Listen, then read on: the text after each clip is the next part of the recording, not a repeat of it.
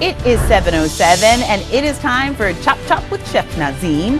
On Friday, Chef Nazim Khan, the executive chef at the DoubleTree by Hilton in Cedar Rapids, he joins us to answer cooking questions and always to share his great recipes. So often there's just simple, healthy, and delicious. That's what I love about you. What'd you prepare today? Yeah, I always call it 1, 2, 3 step. Yeah. Cooking should be simple, not rocket science. And having fun. Yeah. That's why I always say chop chop in your kitchen. Ah.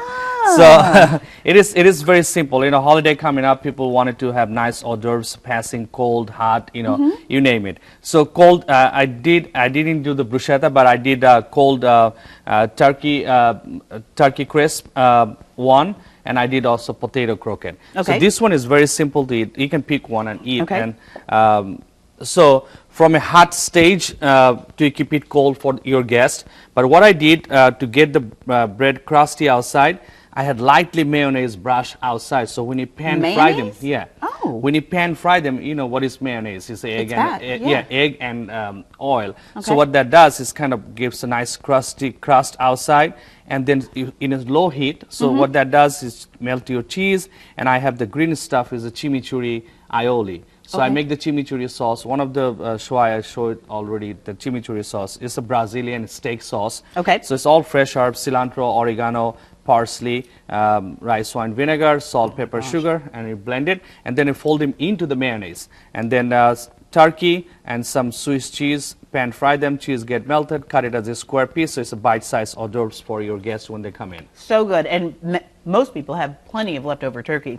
Great recipe. I like that. And this one is a potato croquette. So after you eat, then I'm going to show you how to put them together. Okay. So what it is, it should be even much better if we had a deep fryer, but I had to fry it earlier and bring it over here. Okay. So the key part that, when you build that croquette, you need to make sure that you freeze them. So after you freeze them, so when you fry, it's outside get nice and golden brown, and in a 350-degree oven, you have to do like 10 minutes maximum to just finish up cooking inside. Okay. So deep fry to get the color and finish cooking in 350-degree in your house oven to get the perfect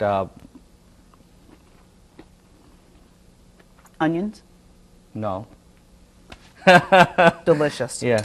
So and tomato mojo is very it's a Hispanic flair to it, Cuban and stuff. So it's very simple to do. It's jalapeno, onion, peppers, celery, and tomato paste. You cook it down for a long time and then low heat, and then you add some rice wine vinegar or any vinegar you have, and then you just add balance the vinegar with the sugar, because jalapeno is spicy, vinegar is vinegary, so you want it to balance that out, a little bit of sugar. Okay. So still you have the heat, still you have the tomato flavor to it.